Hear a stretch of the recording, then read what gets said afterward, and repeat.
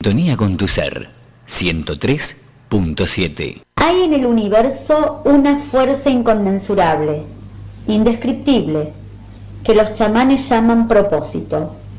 Y absolutamente todo lo que existe en el cosmos está ligado al propósito por un vínculo de conexión. Abramos la llave de nuestro interior. Vamos a hablar de energías, canalizaciones, mediumnidad, ciudades intraterrenas, vidas extraterrestres, muerte, átomos, paranormal, seres elementales, disciplinas holísticas, pensamientos, emociones, sistema planetario, telepatía, astrología, niños nuevos, vivencia, chamanismo, éter y jerarquías celestes.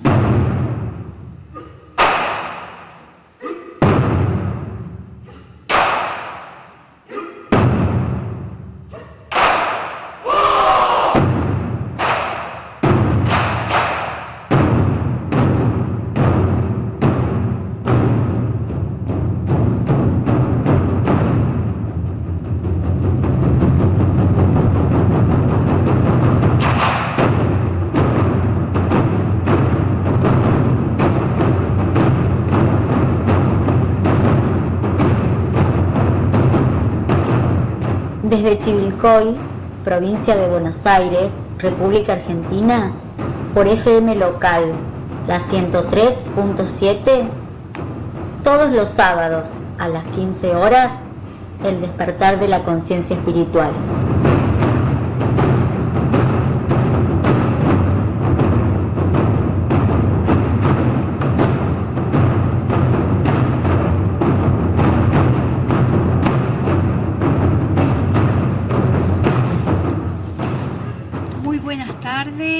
A toda la audiencia, quien les habla, Carmen Cavallo.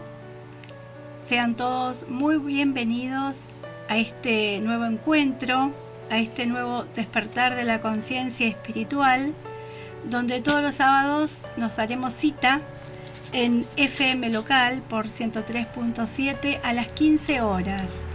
Bueno, vamos a abordar diferentes temas en los que ya han escuchado en la presentación. La idea es empezar a tener conciencia de que no somos solo un físico, sino que estamos también rodeados de energías, de diferentes energías que conviven permanentemente con nosotros a pesar de que no las vemos. A mi lado hoy me acompaña Iván Salien. Buenas tardes, Iván. Hola, Carmen, ¿cómo estás? Bueno, y vamos a tener una entrevista de Juan Di Santi, un relato muy interesante de Juan. Es un gran investigador y contactado, y bueno, sábado a sábado vamos a tener una entrevista donde él nos va a contar durante todos estos años su trabajo de investigación, incluyendo 2 libros que también tuvo oportunidad de presentarlo en Chivilcoy y que hacen referencia a la vida de los comechingones, pero también hacen referencia a las luces celestiales que tienen que ver con estos seres que viven en otros planetas, ¿no? Bueno, poco a poco vamos a ir desmenuzando todos estos temas para que ustedes empiecen a comprender que, bueno, que no somos el ombligo del mundo y que somos un mínimo en el planeta Tierra en relación a la cantidad de seres que conviven con nosotros. Podríamos preparar, Facundo, la entrevista de Juan Di Santi. Muchas gracias. Bueno, estamos con Juan Di Santi, un gran investigador y escritor, quien nos ha visitado ya en programas anteriores de los días martes, en el despertar de la conciencia. Y bueno, Juan ya nos estuvo adelantando, ¿no?, todo su recorrido, sus inicios en este despertar. Y habíamos quedado, Juan, en el programa que nos visitaste que había sido convocado a un encuentro programado. ¿Nos podés explicar en qué consistía ese encuentro programado? ¿Tenía que ver con un viaje? Sí, bueno, hola, ¿cómo están?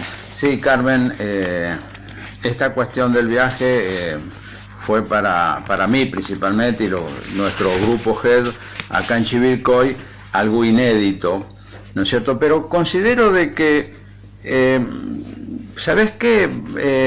Vamos a hablar un poquitito de la importancia de los encuentros programados. ¿Qué significa estos encuentros programados por los hermanos del espacio? Digamos que estos encuentros se realizan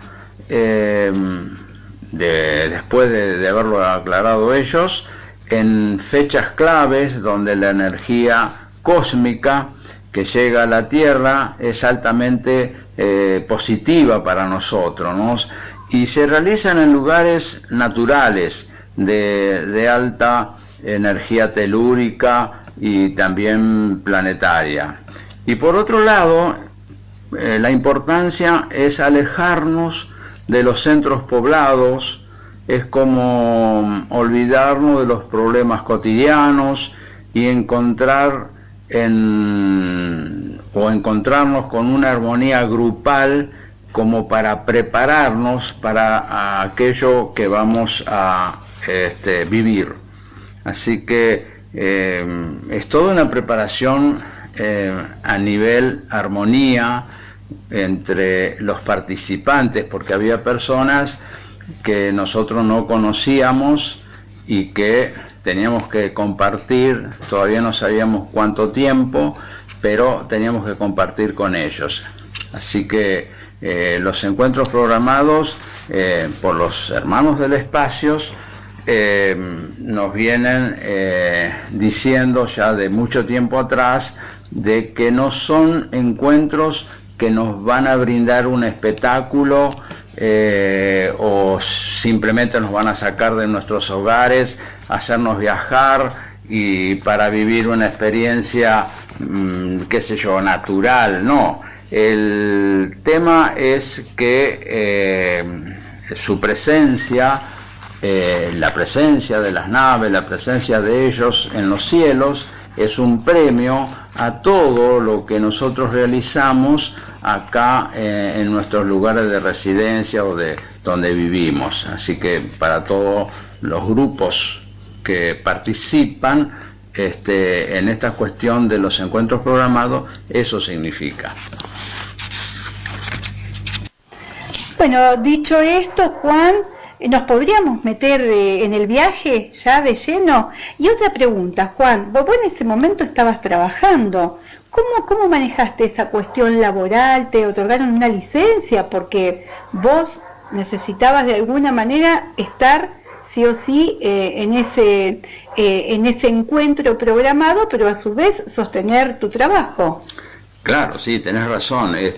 Bueno, mirá, días antes de la fecha clave, que fue el 18/9 de 1988, por unanimidad se eligió a 5 participantes que ya nos habían adelantado que más de ellos no podíamos viajar al encuentro, así que comenzamos por estudiar el mapa de ruta, y lugar de encuentro, ropas, carpas, bolsas de dormir. Sabíamos que en los cerros de noche hace mucho frío, así que también los gorros, agregarle los platos, cubiertos de cada uno, linterna y mochila, todo un equipo. Y con el trabajo, bueno, yo pienso que los de arriba acomodaban todo, porque ya no es una cuestión de fe, acá es una cuestión de práctica, porque solicito prácticamente una semana, porque si bien yo estaba de encargado de la fábrica, pero como estaba todo, yo ya venía previniéndolo, fui preparando una persona para que me suplantara y que me quedara el camino libre a mí, porque yo tenía que ir sí o sí, lo sentía que tenía que estar ahí, aparte que era mi primer viaje programado, es decir, acercarme a una experiencia que me iba a sellar para toda mi vida. Así que eso se acomodó solo. Yo pienso que los de arriba intervinieron también un poquito, lógicamente que todo esto lo remarco con mucho tiempo después, por ciertos conocimientos que fui adquiriendo, y que realmente cuando aquello se tiene que cumplir, se cumple. Así que seguimos preparando, ¿viste, Carmen? El auto sería el de Coqui, un Renault 18, así que estaría Coqui, Sergio, Cirilo, Carlos y Juan, los 5 que íbamos a ir, todos varones. Y el 17, nosotros teníamos que estar el 18. El 17 a las 5 de la mañana partimos de Chivilcoy rumbo a Capilla del Monte, Córdoba. Bueno, te imaginás que el viaje fue más preguntas que respuestas y bueno, muchos mates. Así que a las 16 horas, más o menos, más menos hora, llegamos a Capilla, de Capilla del Monte, y ahí estaba Francisco con su gente de Capital y la gente del Ateneo de Córdoba, que también me iba a acompañar en ese encuentro, y sumábamos aproximadamente 60 personas. Así que a partir de Capilla del Monte teníamos 25 kilómetros más para trasladarnos y llegar al punto donde se iba a producir aquel encuentro. Así que bueno, no obstante eso, hicimos los 25 kilómetros, viajamos entre los cerros, por un caminos vecinales. En aquella época no estaban muy bien marcados, pero llegamos bien. Yo creo que Francisco ya había preparado toda esa cuestión, porque cuando llegamos al lugar estacionamos los coches, se estacionó el colectivo de la gente que vino de Córdoba y demás, y empezamos a prepararnos las mochilas, todos los atuendos de nuestras pertenencias. Además había 2 mulas que llevarían los pertrechos para cocinar. Grandes ollas, verduras, frutas y más verduras. Claro. Así que te imaginas que estaba todo... El equipo completo. Armado, exactamente. Y nosotros mirábamos con mucha atención todas esas cuestiones porque era un aprendizaje. Bueno, el sol ya a todo esto estaba sobre el horizonte y estábamos llegando al lugar planificado y ordenado por Francisco. Así que a la base del Cerro Colchiquí, con sus 1450 metros de altura, nos estaban mirando, ¿viste? Así que a las 8, a las 20, había reunión grupal.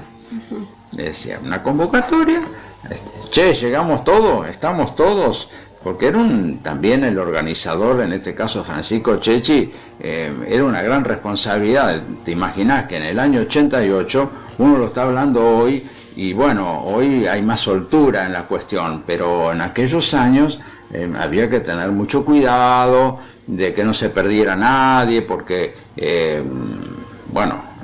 era muy fácil. Sí, la curiosidad te lleva, ¿viste?, por distintos senderos, ¿no? Así que teníamos a las 20 una reunión grupal, a las 21 horas teníamos ya avisado, iba a haber una meditación de agradecimiento, y a las 22 horas iba a haber una cena. Una cena. Las cocineras del mismo grupo ya estaban con sus ollas ahí, sus cosas. ¿Y sabés qué teníamos para cenar? Sopa de verdura. Sopa de verdura. Sopa de verdura. Así que bueno, Francisco explicó cómo viviríamos los días y las noches.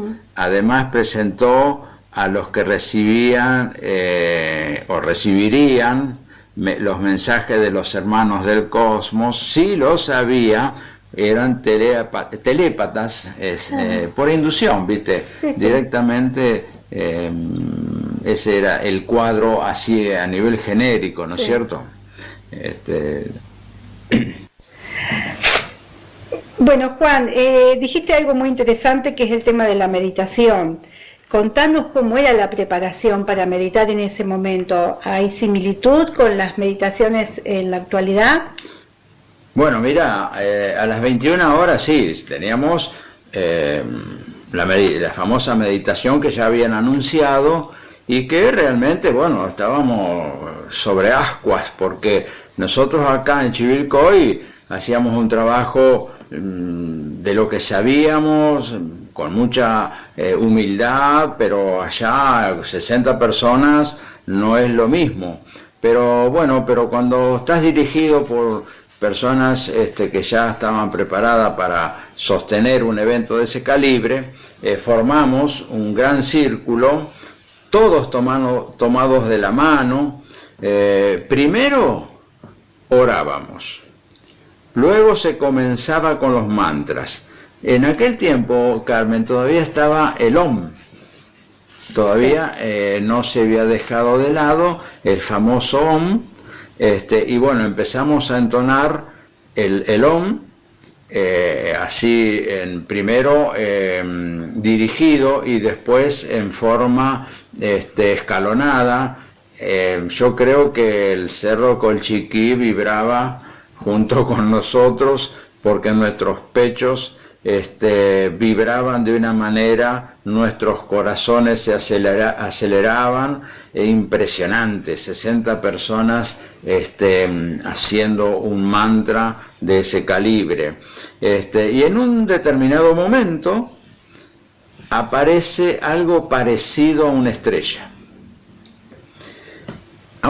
que no correspondía con las demás, y alguien grita: ¡ahí están! Claro, todos miramos al que gritó y estaba señalando con su mano a una dirección en la noche, así que como nosotros teníamos linterna, todo haciendo señas con las linternas, y bueno, Francisco me dice: no, esperen un poquito que vamos a hacer algo distinto. Agarramos, se eligió una persona con una linterna, hizo 3 prendidas y esa estrella allá arriba hizo el mismo efecto, 3 prendidas y apagadas. Bueno, sí, ahí estaban presentes, estaban ellos, ¿no es cierto?, los hermanos superiores, ¿no es cierto? Así que bueno, eso fue un bautismo para nosotros tremendo, porque era la primera experiencia nocturna y la primera presencia de ellos. Así que dijimos, bueno, vamos a hacer caso a todo lo que se hizo. Bueno, pero solamente pasó eso nomás. La primera noche pasó esa aparición, ese bamboleo de esa supuesta estrella, que para nosotros a esta altura no había ninguna duda, claro, de que era una nave en posición, como haciéndose presente. Así que y motivo suficiente para afianzar la creencia. Yo digo, fíjate vos qué cuidado que tenían, porque no te dan todo de golpe, ni antes, ni después, ni ahora, nunca. Siempre fueron metódicos y venían haciéndose el acercamiento muy controlado, porque nosotros somos personas muy emocionales, y nuestro centro emocional se puede desequilibrar. Y claro, en vez de tener o producir una gran armonía en el grupo, iba a ser una desorganización. Hasta ese cuidado. Después supimos que ellos es como que medían nuestras vibraciones, y se mantuvieron en su lugar de lo que veíamos, que es una estrella muy grande. Para los oyentes les voy a dar una proporción aproximada. de que si ustedes esta noche van y miran el cielo, van a ver a Marte, Júpiter, de ese tamaño, sobresaliente de las demás estrellas. Claro. A ver, Juan, y contanos, a ver, durante el día, ¿qué actividad desarrollaban? Bueno, mira, durante el día teníamos libertad de movimiento, así que recorríamos la zona o subíamos a la cima del cerro. También recogíamos leña para las cocineras, porque había que alimentar a la tropa. Y juntábamos agua del arroyo, la filtrábamos para beber, porque era agua natural, así que no hubo ningún problema en nada. Así que, y hoy, el primer día allá, ¿sabés qué había de comer? Polenta. ¡Qué rica!, decíamos nosotros. Sería el hambre que teníamos. Bueno, a las 9 de la mañana, había meditación y había otra después antes de cenar. Así que el programa seguía adelante, y en las meditaciones no solamente íbamos a cantar o íbamos a orar, se hablaba de conocimientos, de experiencias, de tareas, de lo que se nos venía adelante a nosotros para cada uno en su lugar de origen.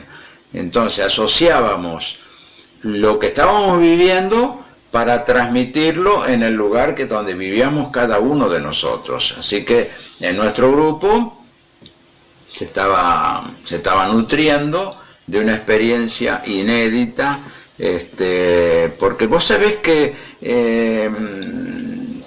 es muy difícil lograr explicar. Hoy resulta más fácil para mí entender, pero en aquellos tiempos explicar que todo se hacía con amor, con unidad, con fe.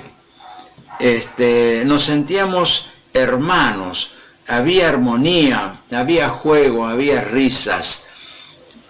Era algo que jamás nosotros vivimos o habíamos pasado por una experiencia similar. Así que todo esto nos fue llevando a entender una forma de vida tan distinta a la compleja vida que teníamos donde teníamos nuestros hogares, o era la humanidad, digamos. Sí. Realmente hasta el día de hoy está en lo mismo. Así que, bueno, te digo que llegamos a la segunda noche ya del encuentro, y bueno, claro, con todo lo que venía pasando, nadie se quería ir a dormir, así que cenábamos ahí, charlábamos, se hizo el trabajo meditativo, y a las 0:30, pasada la medianoche, se presentó una poderosa nave entre las nubes, pues estaba no nublado, sino nubes así sueltas, pero entre las nubes estaba la nave. Se notaba claramente su forma gigantesca, las luces a su alrededor que giraban, prendían, apagaban. En ese momento Francisco ordena agruparse y tomarnos de las manos, y en el preciso momento que comienzan a llegar mensajes telepáticos. Recordemos que había 3 telépatas. Todo se grababa para luego ser escuchado y llevado a nuestros lugares de residencia. Las conexiones eran de los hermanos de arriba, de los que estaban en las naves. Me acuerdo que uno de los mensajes lo firmaba Astar Sherán, otro la Virgen María, y había un mensaje de un cacique comechingón. No dio el nombre, pero era, como estábamos en zona comechingona, claro. Así que vos fíjate hasta dónde ellos están atentos. Después hubo 2 mensajes más de los maestros de sabiduría, no daban sus nombres, pero se hacían reconocer como maestros de sabiduría. Podía ser, qué sé yo, Moria, Kutumi, y había uno de Adoniesis también, impresionante. Yo no cabía dentro de mi cuerpo, porque realmente los hermanos se daban a conocer, y con tremenda humildad, y se solicitaba permiso para sacar fotos. Realmente me gustaría leer, pues traje acá anotado, es decir, lo que se puede transmitir, porque ellos te largan los mensajes son para el grupo, es decir, para la unidad del grupo. Y al común de la gente, digamos, los que no participan en los grupos, hay cosas que no pueden recibir por el hecho de que no se entiende. En cambio, lo que yo les voy a leer es con autorización, para que sea conocido por todos los humanos, es decir, todas las personas que estén interesadas en este tema. Y a medida que se van abriendo su conciencia en este tema, hay mensajes mucho más profundos que nos van alertando de la convivencia en este planeta Tierra. Así que, si te parece, lo voy a leer para no perder ningún detalle, ni la coma. Por supuesto, sí. Bueno, dice así: somos los hermanos del cosmos. Nos alegramos de verlos tan felices. Dejad las ambiciones mundanas y hagan despertar a la humanidad. Así nosotros lo desbordamos de amor y de paz. Que no vale nada el tener, sino el ser. Está demostrado que mientras más posesiones tenemos, más preocupados vivimos por mantenerlas, más miedos a perderlas y mayor aferrarnos a lo material. Mientras el ser, el yo soy, el que soy, sin títulos, sin bienes ni dólares, nos llena de felicidad. Despertad la conciencia de los hombres es hacer nacer al hombre nuevo. Un mensaje durísimo, sí, pero realmente original y puro. En otros mensajes, ellos nos decían que habían dejado sus mundos de puro amor y llegaban a nuestro caótico planeta para orientarnos a llegar a ser una humanidad basada en la comprensión, en la fe y en el servicio. Nos decían también que si la humanidad reconociera, practicara la ley del amor, nos encontraríamos en un paraíso. Vemos que muy pocos de ustedes están en esa frecuencia. Es la energía más poderosa del universo, porque es la que nos lleva al diálogo, al acercamiento y a la unión. El amor que practica la mayor parte de ustedes es un amor posesivo, egoísta, celoso. Es el amor de los apegos. Ustedes al amor lo padecen. Es de baja vibración, no vibra en sabiduría. Tremendo mensaje. Sí, sí. Así que, bueno, nosotros eso nos dio para llegar a las 2, las 3, las 4 de la mañana y no nos fuimos a dormir porque nos tocó la fibra más íntima y bueno, qué tarea que teníamos por delante. Sí, realmente, Juan, realmente. Bueno, en los próximos programas también quisiera que nos cuentes quiénes son estas jerarquías que hace un ratito mencionaste, ¿no? Sí, cómo no, sí, porque no, es decir, tenemos que ir de a poco porque sí, parece sencillo, pero es muy complicado, sí, porque sí, van muchas cosas de la mano y ellos van explicando, porque están en otro nivel de vida.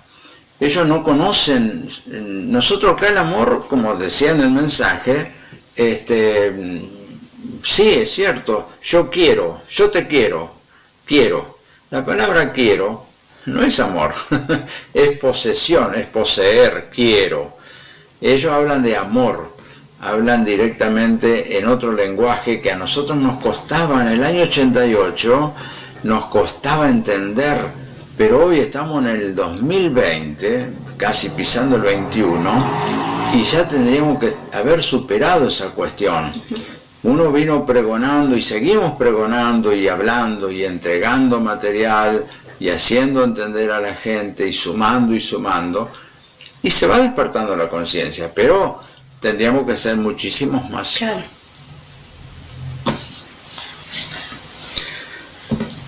Así que bueno, así pasamos un día más.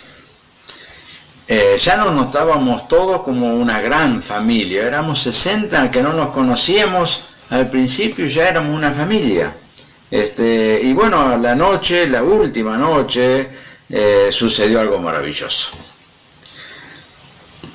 Algo que yo jamás voy a olvidarme, porque te lo estoy contando acá, Carmen, a la gente, a la audiencia, y ya se cuenta que estoy en el lugar, no adelante de un micrófono. Se aparecieron 3 naves. Se acercan 3 naves sobre nosotros, 2 de ellas se van. Y una sola queda ahí y comienza a irradiar mensajes. Uno de ellos dice lo siguiente. Lo voy a hacer corto porque es muchísimo lo que dicen, pero vamos al punto. Mañana caminen 200 metros hacia el oeste, van a encontrar una piedra de unos 2 metros de alto, está dentro de los espinillos. Ábranla, que dentro de ella existe un regalo que deben compartir y llevarlo como recuerdo de este encuentro. Bueno, ese fue el mensaje. Sucedieron más cosas, pero me remito solamente a esto para que ustedes vean, entiendan a qué nos queremos referir de todo. Así que después de desayunar, Francisco nos invita a todos a seguirlo. Brújula en mano y un hacha, cada uno con su mochila. Caminamos los 200 metros y sí, ahí estaba la piedra, llena de hierbas y pintada de blanco por los pájaros. Los pájaros, sí. ¿viste? Bueno, pero ahí estaba la piedra, escúchame, en el medio de la nada. Sí. Yo me voy a ubicar. A nuestra derecha estaba el cerro Colchiquí. Ahí había un cordón de cerros un poco más bajos, pero nosotros estábamos caminando hacia el oeste, totalmente opuesto, entre los espinillos que nos arañamos todo, pero encontramos la piedra, tenía más o menos unos 2 metros de alto. Bueno, separamos los arbustos, observamos que tenía una hendidura, como si fuera, viste, una rajadura, ahí está. Eduardo toma el hacha y la introduce varias veces dentro de la rajadura esa, y después de varios intentos, esta cede y se abre en 2. ¿Y sabes qué había dentro? ¿Qué había? No lo vas a querer creer, nosotros no lo podíamos creer. Un gigantesco cuarzo blanco semitransparente. Vos imaginate, ubicate, una piedra de 2 metros, una rajadura ahí, bueno, se abrió en 2, y en el medio era como un huevo enorme. Y como los hermanos nos dijeron, se dividió en partes para cada uno, y yo lo tengo en casa eso. Bueno, qué inmensa alegría, la verdad, que teníamos la prueba contundente de lo que nos habían dicho la noche anterior, de que, ¿quién iba a imaginar que ahí, en esa piedra perdida entre los yuyos, teníamos un regalo que nos íbamos a traer para Chivilcoy, en este caso mío, ¿no? Así que con inmensa alegría volvimos, almorzamos y bueno, se acercaba la hora de la despedida. Realmente ya empezaron a aparecer las primeras lágrimas. Y esto es lo que sucede en los encuentros, ¿viste? Porque uno va al encuentro y nosotros creíamos que era otra cosa. La verdad que es indefinible en palabras, ¿viste? Es como querer explicar el perfume de una flor. Imposible. Porque hay alegría, hay risa, llantos, abrazos y más abrazos, con la promesa de llevar adelante las enseñanzas que habíamos aprendido a compartir hasta lo más pequeño, como en este momento yo lo estoy haciendo con Carmen acá, y que llegue a todos ustedes que están escuchando. Y por otro lado comprendo también lo difícil de aceptar para la mente concreta todo lo que he manifestado, pero hay que estar ahí, sentir esa armonía con todo lo existente, de la paz con mayúscula, del amor vibrando de cada uno de nosotros. Muchas gracias. Gracias, Juan. Gracias.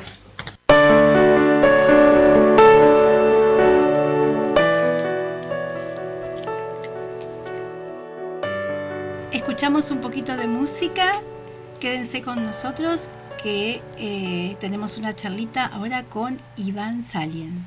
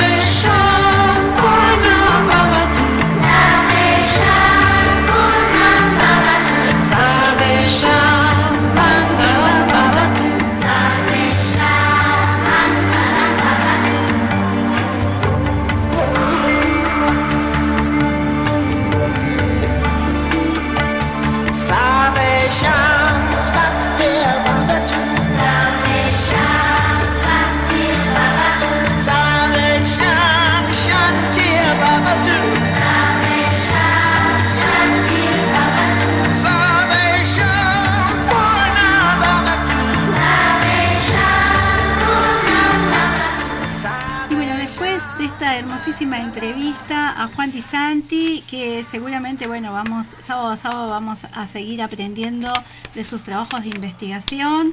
Quiero mandar un saludito a Elma, a Sandra de Chivilcoy, y especialmente quiero mandar un saludo a Betty, que nos está escuchando desde Buenos Aires. Betty, queremos, bueno, saludarte y decirte feliz día de la enfermera. Hoy es el día de los enfermeros, así que a todos, feliz día. Y Betty fue compañera de trabajo de nuestra querida tía Hilda, que ya partió. Y bueno, quiero decirte que te mando un beso grande y que nos une ese sentimiento tan lindo con la tía. Y algún día te vamos a contar en alguno de estos sábados qué experiencia hermosísima tuvimos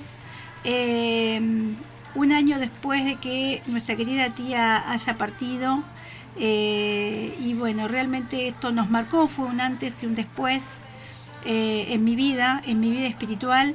Así que Betty querida, te espero todos los sábados y nos vamos, en algún momento nos vamos a encontrar personalmente, por supuesto. Estamos con Iván Salien, Bueno, Iván es un gran lector de filosofía.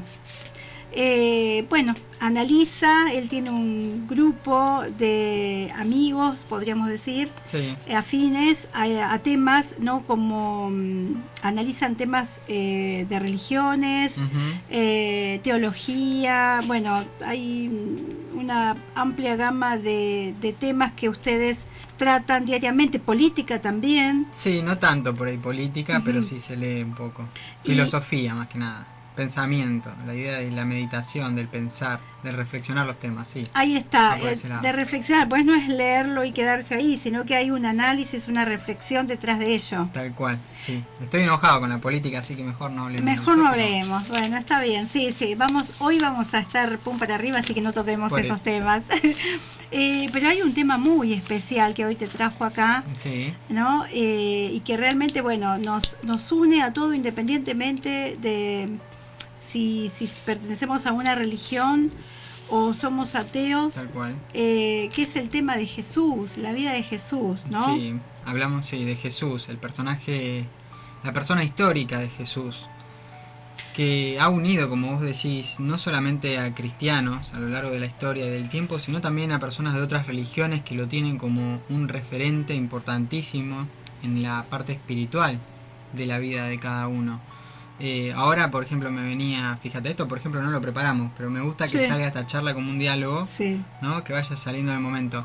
Y ahora me venía a la memoria hinduistas, por ejemplo, que lo tienen a Jesús realmente, ¿no? Como un personaje relacionado a lo divino, ¿no? Muchísimos hinduistas de una de las ramas del hinduismo, que es el Vaishnavismo. Me viene también a la memoria a los musulmanes, que lo tienen a Jesús como un profeta, uno de los profetas más importantes, Ujú. ¿no? Que han venido en nombre de Dios a dar un mensaje.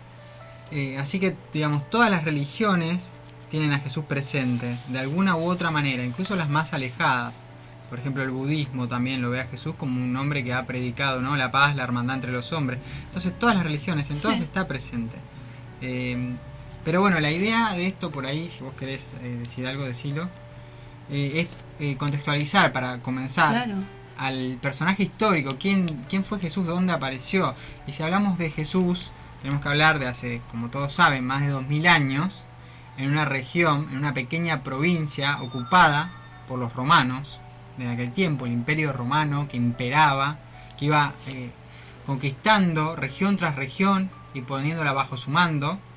Y entre estas regiones cae también el pueblo judío en sus manos, ¿no? Son vencidos, son dominados, y en una pequeña región, que es Galilea, de lo que es Judea, aparece este hombre, ¿no? Un personaje que prácticamente tendría que ser, si lo vemos desde la lógica actual, alguien desconocido completamente, que tendría que haberse olvidado en la historia y que nunca se tendría que haber recordado. Seguramente, claro. Y vos fíjate que es todo lo contrario. Es una persona que no pasa al olvido. Tal cual, ¿Eh? tal cual. Si lo tenemos presente permanentemente. Y si lo ponemos en términos de ahora, o sea, para que la gente piense Sí. de qué estamos hablando, tenemos que, no sé, pensar en la provincia, hoy en día, en la país Argentina, en la provincia de Formosa, en el pueblo más alejado y más pequeño y más insignificante que uno se le pueda ocurrir, que ahí aparezca una persona, un hombre, que de acá a 2000 años todavía va a ser recordado, discutido, pensado, leído, incluso adorado como Dios o Hijo de Dios por el catolicismo y por otras iglesias evangélicas, protestantes y demás. Entonces, con una influencia tremenda. Y vos decís, Sí. alguien de Formosa, ¿no? De un pueblo completamente desconocido, Sí. con una profesión que era artesano, carpintero, pero en realidad la traducción de la palabra bíblica que se usa es artesano, Sí. o sea que no era solo la carpintería. Completamente, ¿no? Desconocido, pero que ha tenido toda esta repercusión a lo largo de 2000 años y que ha fundado nuestra civilización en gran medida, porque hablamos de antes de Cristo y después de Cristo, ¿no? No hablamos, a pesar de que hubo pensadores muy importantes, Sí. no hablamos antes de Platón, Claro. no hablamos, no sé, antes de Aristóteles o antes de el Papa tal, no, hablamos antes de Cristo para referirnos al tiempo y un momento diferente, nuevo, que surge a partir de la vida, del paso por la tierra, del caminar de este hombre en esa región completamente remota y subyugada bajo el poder del Imperio Romano. Entonces ya esto, para comenzar, nos tiene que hacer ruido, ¿no? Nos tiene que hacer ruido. Y por ahí la pregunta es esa que vos decías, ¿no? ¿Qué es, ¿no? ¿Qué es lo que lo hace tan importante, que lo hace tan diferente, que lo hace recordado?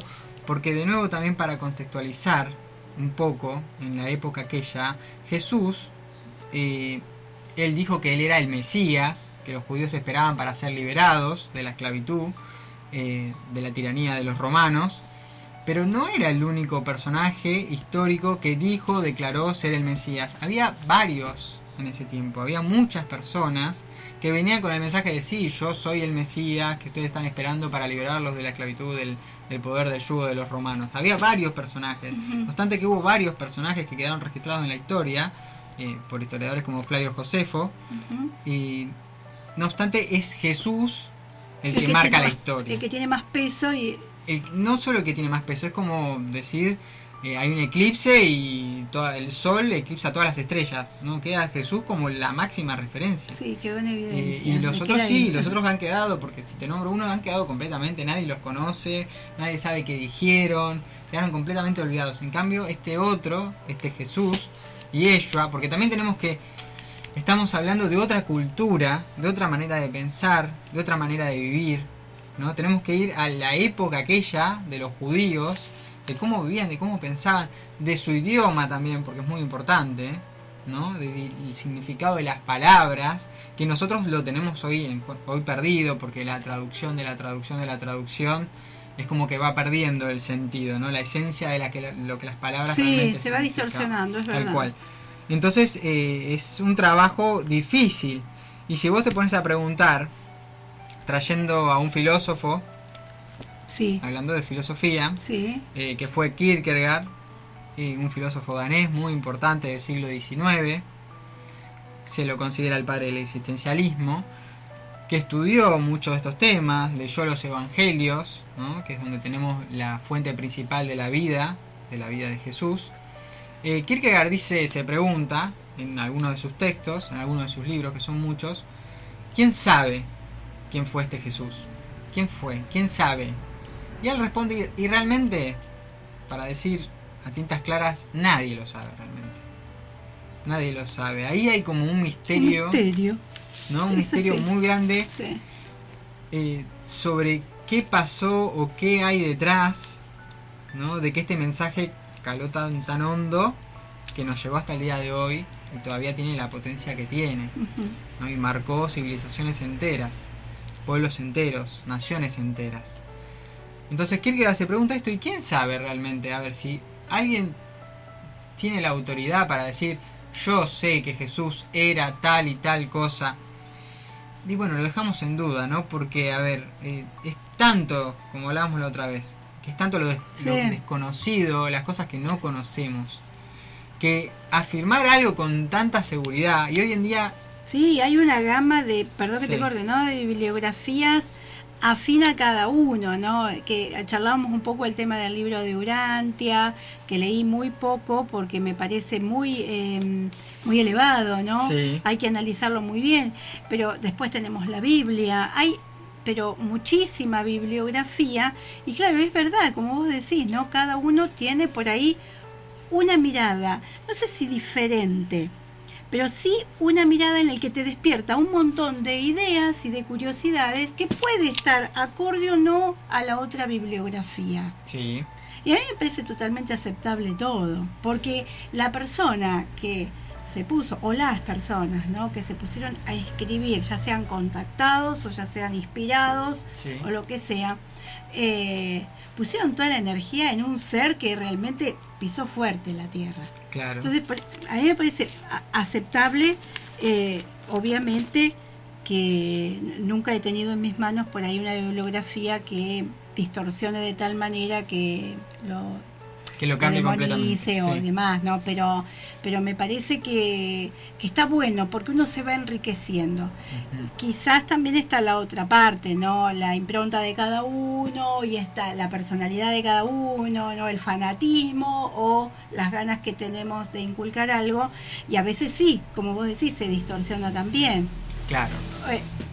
Pero bueno, hoy lo tenemos a este pensador que me pareció muy interesante ayer cuando vos me estabas adelantando este tema. Sí, bueno, y bueno, para seguir un poco con lo que vos decías, el hilo de que todos tienen algo de valioso, ¿no? Todos los que han leído, interpretado las diferentes iglesias, claro, los diferentes santos a lo largo de la historia, que han leído la vida de Jesús, la enseñanza de Jesús, han tomado de eso para guiar sus propias vidas, muchos de ellos hasta el día de hoy.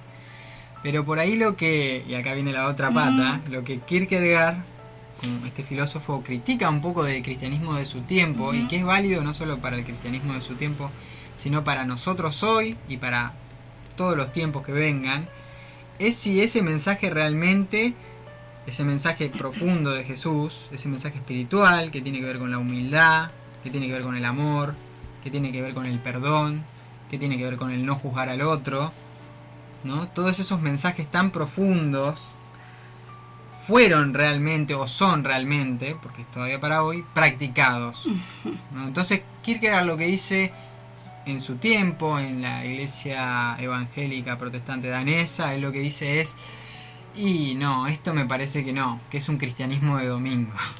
Dice Kierkegaard, esto es un cristianismo de domingo, esto es un cristianismo para la foto, podríamos decir, un cristianismo de adorno, donde todos se adornan para ir un día a la iglesia, escuchar lo que el pastor o el sacerdote tiene que decir, y cuando se van de ahí la vida es completamente diferente, lo que hacen y viven a lo que Jesús predicó y enseñó. Es como muy fuerte el mensaje de Kierkegaard, es una denuncia muy fuerte, es una denuncia, por supuesto, a su iglesia, pero creo que en gran medida tiene razón. Es una crítica muy fuerte, pero es real, Iván. Y yo creo que si esto lo vemos como una manera de cambiar, ¿no? la postura que tenemos, esto nos puede llegar a servir. Es decir, no como una crítica destructiva a este sistema que nos abraza a todo y que en algún punto somos todos hipócritas, porque nos crean hipócritas, claro, zombies. Sí. Sino que tiene que ver con plantificarte y decir, bueno, ¿qué estoy haciendo? ¿Es coherente lo que estoy haciendo? Realmente yo necesito tener solamente 1 hora de espiritualidad y ya estoy liberada. Sí, ¿No será que tenemos que vivir la espiritualidad las 24 horas? Sí, poné la práctica religiosa de la religión que se te ocurra, como rezar el rosario, claro, hacer una meditación en otro tipo de religiones, ir a un culto, lo que sea. Poné la práctica religiosa que se te ocurra. Pero a ver, esta práctica religiosa, ¿qué nos lleva? Porque a ver, hoy en día el mundo, como lo vemos, no ha seguido de ninguna manera el mensaje de Jesús. Ya en tiempo de Jesús, lo que hacía él, en gran medida, era criticar, que vos decías, la hipocresía de los religiosos de su tiempo. No, estos religiosos que hablaban de la ley de Dios, de los mandamientos, y que no los ponían en práctica, no los vivían. Entonces Jesús muy fuertemente, ¿no?, con palabras muy duras, de las que Kierkegaard se hace eco, como raza de víboras, como hipócritas, claro, sepulcros blanqueados y demás, denunciaba esta hipocresía de decir, ustedes que son los religiosos, los que dicen ser los representantes de Dios y demás, no practican lo que dicen, no lo hacen. Había otra parte en los evangelios en la que Jesús dice, bueno, le dice a sus discípulos, escuchen todo lo que tienen que decirle, pero no hagan como ellos, o sea, hagan las cosas bien. Claro, le decía a sus discípulos, no, escuchen todo, está muy lindo el discurso, la enseñanza, pero no hagan como ellos porque ellos no lo viven, no lo practican realmente. Claro. Y esto se traslada hoy en día, ¿no?, a nosotros como personas que tal vez practicamos o nos adherimos a alguna religión. Y también está mucho la crítica que yo quiero traer a cada cuestión que me sale ahora, de por qué creemos. Porque es la espiritualidad. Vos, este programa, vos querés hablar de la espiritualidad, de diferentes formas de espiritualidad, de entenderla, de vivirla y demás. ¿Qué nos lleva a creer en una espiritualidad? ¿Qué nos lleva a vivir una espiritualidad? A veces mucho es la necesidad. A veces mucho es, como decíamos la otra vez, bueno, el ajetreo de la vida, ¿no?, la velocidad en la que vivimos, que estamos corriendo todo el tiempo, necesitamos escaparnos un ratito a hacer otra cosa, que tampoco es, ¿no?, el mensaje realmente que uno quiere proponer, de decir, vivamos realmente algo que sea profundo, que marque la vida y que nos cambie, y que cambie la sociedad, y que haga de esto un poco más justo, no un infierno sobre la tierra, sino algo un poco, porque claro, realmente la hoy gente en tiene día... miedo al infierno y después que no, el dichoso infierno, pero el infierno lo estamos viviendo en este momento y lo construimos nosotros diariamente. Es que todo el tiempo nos estamos separando, nos estamos dividiendo, que yo soy de esto, que vos sos de aquello, sea en religión, sea en política, sea en lo que sea, hasta todo el tiempo la gente se está peleando por todo.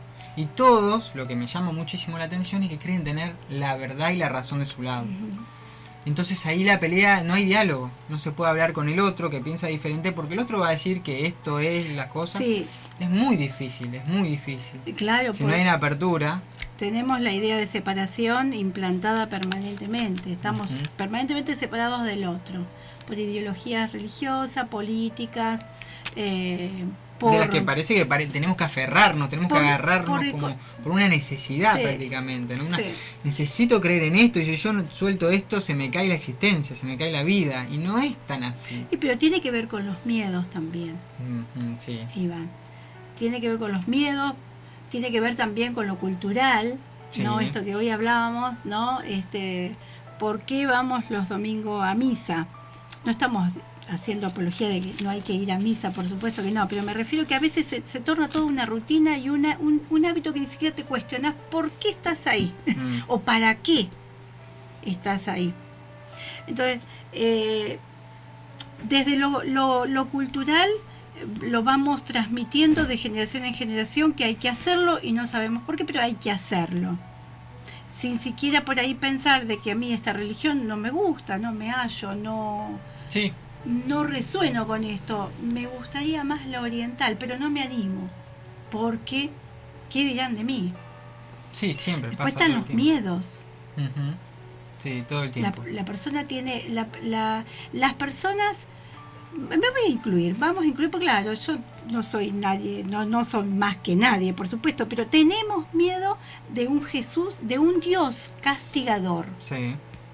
Entonces, para que no me castigue, quiero hacer las cosas bien, que me vea que estoy rezando el rosario, que me vea que voy a misa. Sí, un mensaje, una idea de lo divino, no es así, claro. Una idea de lo divino y de Dios que no es para nada la que Jesús viene a proponer. Por supuesto, son puro amor. Hay un término que es muy interesante en el estudio teológico de lo que es el Evangelio, que es el absoluto, se llama así, se dice así, el absoluto de la misericordia. O sea, Jesús viene con un absoluto de perdón y amor para todos, ¿no? Que es el absoluto de la misericordia. No viene, en su mensaje no viene a condenar, no viene a decir vos te vas a condenar y te vas... No viene a hacer eso, viene a tratar de dar un mensaje, de decirle a las personas lo que están haciendo mal y pedirles que por favor cambien porque se están lastimando y están lastimando a otros. Que es, en gran medida, si buscamos algo que las religiones comparten, es lo que todas dicen, que no, que el amor, que la misericordia, que el perdón, y todo eso tiene que ver más con lo divino, con lo que llamamos Dios nosotros, que lo que es el ritual, que lo que es las leyes, que es lo que es hay que hacer esto, sí, no, aquello, cómo hay que hacerlo, cuándo hay que hacerlo, cuántas horas, cuánto tiempo. Tenemos que hacerle caso al sacerdote lo que dice y al pastor. Es otra manera de entender lo espiritual, ¿no? La vivencia espiritual o religiosa de cada persona, que va más a lo profundo de cada uno. Y ahora te traigo otro tema. Sigo con Kierkegaard, que él dice, bueno, el cristianismo oficial es una práctica de domingo que tiene muy poco que ver con lo del verdadero Cristo, y que si hoy viniera Jesús, terminaría diciendo lo mismo que le dijo a aquellos religiosos de su tiempo: ustedes son unos hipócritas, porque predican algo que en el fondo no lo terminan viviendo, no lo terminan haciendo carne. Entonces Kierkegaard sigue y se va un poquito más allá y dice, ¿qué pasaría si Cristo viniera? Bueno, por un lado sí, si Cristo volviera a la tierra, si esta persona, Jesús, volviera a la tierra, denunciaría a las religiones, denunciaría a las prácticas espirituales de este tiempo como hipócritas, y al mismo tiempo volvería a ser crucificado. Seguro. Porque otra vez, como en aquel tiempo, su mensaje de humildad, de amor, de entendimiento, de no juzgar al otro, no sería escuchado. Nuevamente todos querríamos tener la razón. el católico porque es católico, y lo dice en el catecismo de la iglesia, y seguramente Jesús le trataría de hablar y de explicar algo, y el católico le sacaría el catecismo, le diría no, porque en la sección tanto dice esto, entonces no, lo que vos decís no es así, y no sé, y así con cualquier otra religión, Sí. imbuida en un montón de normas, ¿no? Que no terminan calar en lo fondo de lo que realmente es el mensaje de Jesús, que pasa por esto, pasa por la humildad, ¿no? Un tipo que fue completamente humilde, que no quería sobresalir, que buscaba hacerle bien a todos, ¿no? Que predicaba el amor al prójimo. El amor al prójimo era el amor al que se cruzara, el primero que se te cruza, de poder ver si le puedes dar una mano. Que predicaba el no juzgar, no juzgue y no será juzgado, ¿no? Que hoy, como nosotros hablábamos el otro día, estamos todo el tiempo criticando al otro. Permanentemente. Todo el tiempo. Seamos ateo, creyente, católico, evangélico, budista, chino, lo que vos, no importa de la nacionalidad que seas, estamos todo el tiempo criticando lo que el otro dice, hace, sí, ¿no? Todo el tiempo. Entonces es como que todos estos pequeñas enseñanzas que nos vino a dar este personaje, esta persona, no la hemos tenido en cuenta, no la tenemos en cuenta hoy en día. No ¿Por sé qué por crees, Iván? Esto ya es muy tuyo, muy ¿no? personal. Muy personal. ¿Por qué crees que después de tantos años no hemos olvidado a esta persona, ¿no? Que pisó fuerte sobre el planeta Tierra, no en un país, pero al mismo tiempo trascendió su nación el mensaje. Exacto. Sí. Muy fuerte el mensaje, y ¿por qué no nos atraviesa? ¿Qué es lo que pasa con los seres humanos? Porque estamos hablando de que si vos observás los animales y los vegetales tienen un comportamiento, podríamos decir, coherente con todo un sistema que nos rodea, que tiene que ver con el respeto, la amorosidad, la armonía y la armonía, la naturaleza, ¿no? Sí, total, yo lo veo como así. Pero ¿por qué nosotros? Y creo que, a ver, es una pregunta difícil, pero me parece que por un lado sabemos, incluso los ateos, incluso los que no están, no lo tienen bien visto a Jesús, que por ahí son muy pocos, pero creo que en el fondo todos sabemos que dijo cosas importantes, dijo cosas muy importantes para la vida de todos, más allá del tiempo y la nación. Y por un lado, por eso tal vez todavía no lo olvidamos o no lo terminamos de sepultar del todo, ¿no? Porque cada vez es tomado menos en cuenta, eso sí es verdad, cada vez es más ignorado, es el gran ignorado, por así decirlo. Sí. Ya desde su tiempo fue un gran ignorado, al punto de que tenía 12 discípulos que cuando es crucificado lo abandonan y quedas prácticamente solo en una cruz, muerto, y después a lo largo del tiempo, a pesar de que se lo tomó y se lo llevó, digamos, a una religión establecida que tuvo una gran importancia para la historia de la civilización, siguió siendo en gran medida el gran ignorado Jesús, y cada tanto tenía que aparecer algún personaje nuevo, histórico, que renovara la espiritualidad, ¿no? Y que volviera al cristianismo de origen, ¿no? A lo más esencial de la enseñanza de Cristo. Y por otro lado, creo que también en gran medida hay un sistema, hay una manera que nos lleva, que no depende de nosotros, que nos lleva a vivir de determinadas formas que están muy en contramano de cualquier prédica o enseñanza espiritual, que son completamente lo contrario, y que tiene que ver mucho por ahí lo que estamos hablando de la política, ¿no? Por ahí lo político, entendido modernamente, porque sí. no hablo de la política, sí, para mí, no sé, la política de los griegos es una cosa wow, que no es impracticable hoy en día, pero sería un sistema mucho mejor que el que tenemos ahora. Pero creo que ese sistema nos lleva a vivir y a tener ciertos valores, ciertas prácticas, ciertas conductas que tomamos de la sociedad en sí, con las que prácticamente nacemos, que heredamos de nuestros padres, en un sistema como este capitalista, donde el fin último de todo parece ser el dinero, y el tener cada vez más dinero, y el dinero como el nuevo Dios, ¿no? Porque con el dinero conseguís todo. Antes por ahí, si necesitabas algo, se lo pedías al genio de la lámpara, o en todo caso se lo pedías a Dios, entendido malamente como el genio de la lámpara, que no se tenía que entender: Dios dame esto, Dios dame aquello. Hoy en día el dinero te da todo. Dame dinero, dame esto, compro personas inclusive, sí. Lo cual es muy triste. Pero creo que es eso, hay un sistema que nos está llevando a vivir de una manera completamente diferente a la enseñanza de grandes de grandes maestros espirituales, como puede ser Jesús o puede ser cualquier otro que haya existido en la historia y que han sido fundadores de religión. El sistema nos lleva para otro lado y nosotros nos dejamos llevar. No hay una resistencia de nuestra parte. Por lo menos no una gran resistencia. Una gran resistencia. Después de la música que nos va a poner Facu, vamos a reflexionar sobre esto, ¿no? ¿Por qué no ofrecemos ningún tipo de resistencia? Nos entregamos y... Quédense con nosotros un ratito más. Tenemos la radio online www.radiolocalfm.com.ar. Buenas tardes, hola Carmen, hola audiencia. Bueno, mi nombre es Viviana y quiero invitarlos al taller Encontrando una nueva frecuencia dentro tuyo. En este taller realizaremos pranayama, que es el control de la respiración para direccionar la energía o prana, relajación y meditación guiada. Tiene una duración aproximada de 1:15 horas, se da por sala de Facebook, no se requiere experiencia previa, es hoy a las 20:30 horas, tiene un intercambio de 350 pesos. Y bueno, para las personas que estén interesadas, se pueden contactar al 2346 68 12 41 por WhatsApp o por Face a Viviana Elizabeth Irrazábal. Desde ya muy agradecida por tu espacio, Carmen, y bueno, los espero. Un abrazo enorme.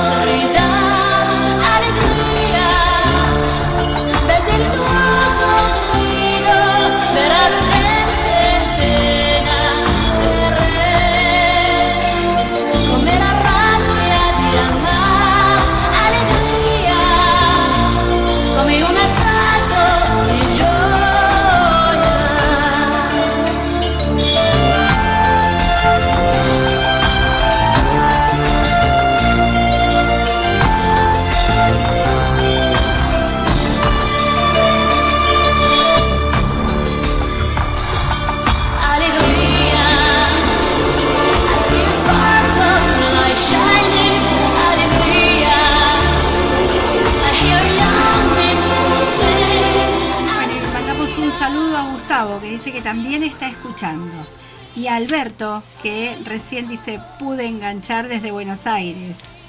Florencio Varela, bueno, muchas gracias. Y bueno, con Iván Salien reflexionando sobre esta gran persona que pisó nuestro querido planeta Tierra hace ya muchos años, dejó una impronta y todavía estamos tratando los seres humanos, ¿no?, de develar a ver qué es lo que nos quiso decir Jesús. Había quedado una pregunta pendiente, Iván. Sí. ¿Por qué ofrecemos tanta resistencia a los seres humanos? Estamos hablando de los humanos. ¿Qué cosas, Iván, considerás vos que nos tienen tan dormidos, tan... Hoy en día está como muy potenciado todo, ¿no? Está como muy potenciado por el tema de las tecnologías, ¿no? Del poder de la técnica moderna, de la ciencia como ha avanzado a través de los siglos, su impronta y su demostrar de que era capaz de hacer cosas que antes eran inimaginables. Entonces como que todo eso se potencia y nos está como acelerando hacia un camino que parece no ser el que propiamente nos sirve a nosotros como especie, como seres humanos. Creo que es esa impronta de la ciencia lo que potencia es mucho esto de que también ya Jesús lo denunciaba o lo tenía en su época, porque es algo del humano en sí, que yo te lo comentaba la otra vez, que es esto de la búsqueda de las diferentes tentaciones, por así decirlo, de las tentaciones del desierto, que tienen que ver con el tema de la tentación del placer, ¿no? De la satisfacción inmediata. Muchas veces nuestro fin último, lo que perseguimos es esa satisfacción inmediata. La otra es el poder, la búsqueda de que queremos tener poder para dominar a los otros, ¿no? Para tenerlos bajo nuestros pies, para que hagan lo que nosotros queremos que hagan, ¿no? Es mucho parte del egoísmo. Y la otra tentación es la riqueza, ¿no? Esto del dinero, que con el dinero tengo todo y lo puedo todo, ¿no? Que es como un nuevo Dios. Y creo que esas tres, ¿no? Como tentaciones que Jesús la tuvo en su momento, las tentaciones del desierto, siguen hoy en día para todos, y todos estamos atravesados por eso, y mal o mejor somos, digamos, llevados hacia alguna de esas patas. Entonces, bueno, eso es lo que por ahí nos hace estar un poco ciegos a las cosas más esenciales, más importantes de la vida de cada uno, que no pasan por nada de esto, ni por el placer inmediato, ni por la riqueza, ni por el poder. Y después hay otra cosa que también es muy característica, que nos hacemos los tontos. No ofrecemos resistencia porque nos hacemos los tontos.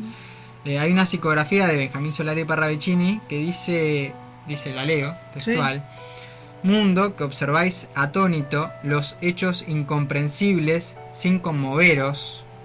Observamos los hechos sin que nos importe nada. Vemos cuando hay injusticia, vemos cuando hay corrupción, vemos cuando hay lo que pase, de todo lo que pasa negativo y malo en nuestras vidas y en las vidas de otros y en la sociedad en general, y no nos importa realmente. Nos hacemos los tontos. Mundo que permanecéis en el barro y le habitáis cómodo.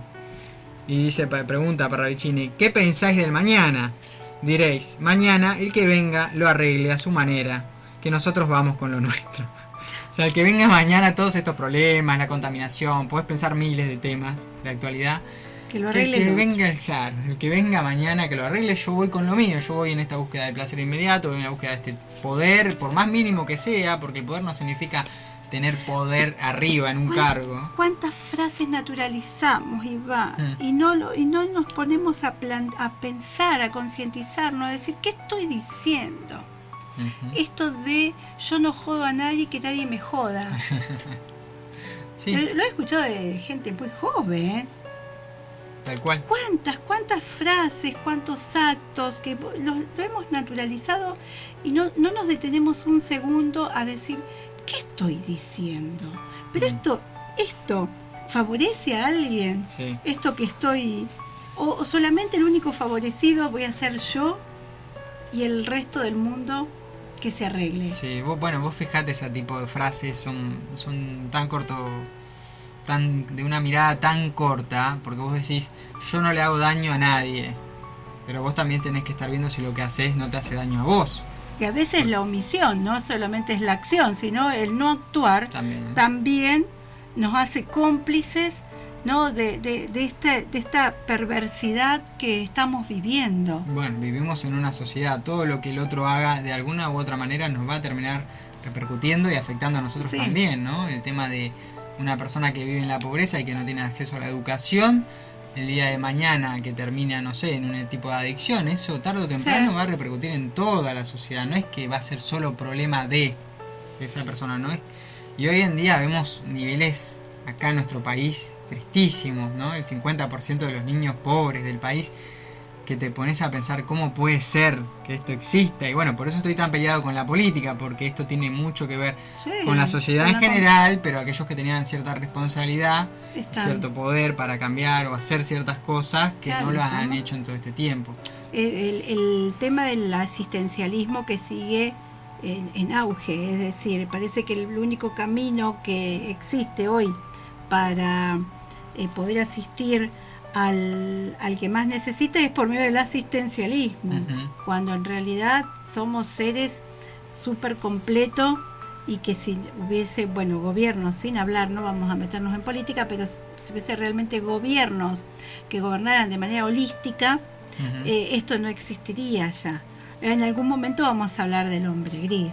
Sí, totalmente. Esto está muy interesante. Decinos, contanos esa psicografía de quién, repetinos, pero quién es ese autor, ese libro. A ver, Bueno, ¿quién fue? Benjamín Solari Parravicini era un pintor argentino que tuvo un cierto reconocimiento en su tiempo. Nació en 1898 y murió por el 74 más o menos, 1974.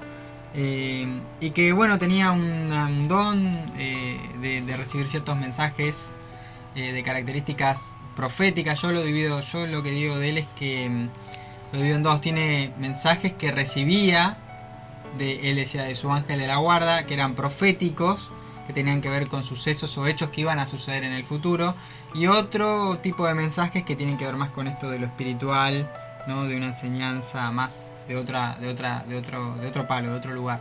Entonces, bueno, él tuvo profecías o psicografías, se dicen, porque son un dibujo con un texto que lo acompaña, por eso son psicografías, y predijo un montón de cosas a través de estas psicografías. Te tiro las más conocidas: la Segunda Guerra Mundial, el final del nazismo, cómo terminó Mussolini también, como la carrera espacial, bueno, el auge de las tecnologías. Te estoy hablando de 1920, 1930 de sus psicografías, es decir que se adelantó muchísimo en el tiempo, de la inteligencia artificial, bueno, un montón, muchísimos temas, muchos temas que él predijo de alguna u otra manera, que recibió este mensaje y los puso en papel, y que tal vez, como hablábamos, no es muy conocido fuera de los círculos así que les interesa este tipo de temas proféticos y demás, pero que debería hacerlo porque habla mucho también de la Argentina, sí, habla mucho de Latinoamérica, y tiene mensajes muy interesantes, muy profundos. Tiene mensajes muy alentadores, positivos, para Argentina y América Latina. Ahora, primero creo la interpretación que yo hago, vamos a estar bien, pero primero va a venir, ¿no? un ciclo de oscuridad para Argentina. Bueno, hay que limpiar, ¿no? Es muy positivo sus mensajes sobre América Latina como nuevo faro del mundo. Sí. Y vos decís, bueno, ¿y eso dónde está? Hoy en día, ¿dónde se ve eso? ¿En qué parte de América Latina, con todos los problemas sociales, políticos y culturales, ¿no? Que todo el tiempo hay golpes de Estado, cambios de presidentes, conflictos sociales, saqueos, nuevas constituciones que se proponen, que se plantean, discusiones, divisiones, aborto sí, aborto no, toda la sociedad peleando por temas que no van a ser a la solución de los problemas de fondo. Bueno, ya te traje todo el tema polémico, pero sí, que está todo este revoltijo, que esta explosión, ¿no? Hoy en día pienso también que hay desde la juventud, no importa desde qué partido político sean o de qué ideología representen, creen que van a hacer la gran revolución, sea desde izquierda o derecha, no importa, y creo que el camino por ahí está completamente errado. Pero bueno, la juventud tiene siempre, ¿no? El joven tiene esas ganas de cambiar el mundo, de cambiar todo, y va adelante y se manda, cuando después, bueno, tenemos las consecuencias que tenemos, porque la juventud siempre ha intentado esto, hacer la revolución de una u otra manera, y nunca ha salido, porque se han olvidado cosas mucho más importantes, que son mucho más esenciales, como es el mensaje propio de Jesús, y que se lo deja de lado y no se lo tiene. Claro, de todos modos está, una propuesta de hacer una revolución, pero desde la paz, no siempre desde las armas.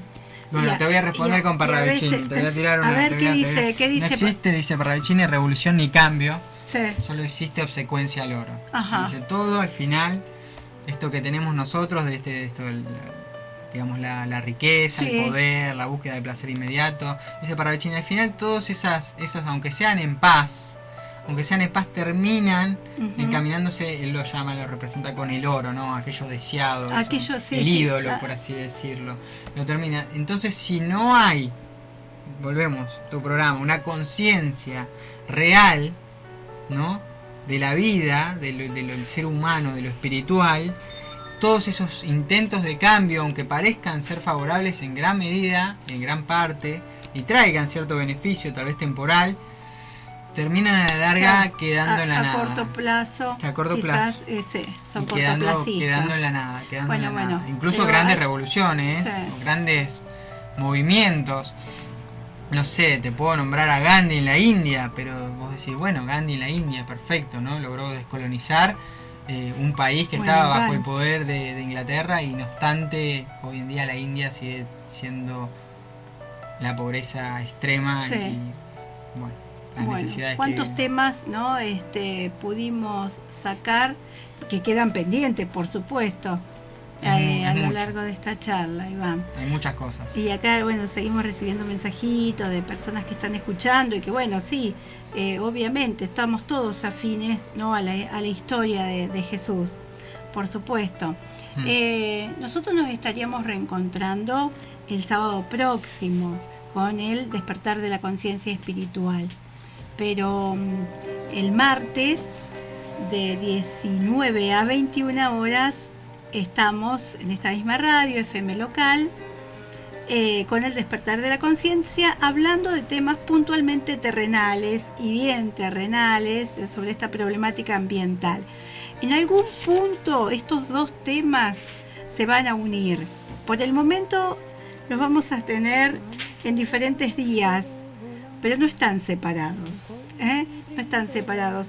Vamos a agradecer la entrevista de Juan Di Santi, y bueno, lo vamos a seguir teniendo a Juan porque tiene toda una trayectoria impresionante, y obviamente, Iván, quiero que estés en otro sábado con nosotros, sí. Porque hay mucho material, y vos te has dedicado en esta corta vida a leer y seguir leyendo. Es impresionante. Y lo que está bueno también es esta mirada tan neutral, ¿no? Es decir, si bien vos vas formando un pensamiento, pero no tenés esa cuestión tan de juzgamiento, ¿no? No estás, me parece bárbaro el espacio que ustedes tienen, ¿no? Que de reflexión y de análisis de todos estos temas. Igual creo, gracias por la invitación, igual creo que sí tengo una parte de crítica muy fuerte, pero me parece que el problema es que cometemos los mismos errores, entonces tratamos de hacer las cosas de la misma manera y van a terminar teniendo los mismos resultados. Entonces ahí sí tengo una mirada muy crítica. Claro, pero no confrontás. Vos das tu opinión porque se va creando, obviamente, una crítica, ¿no?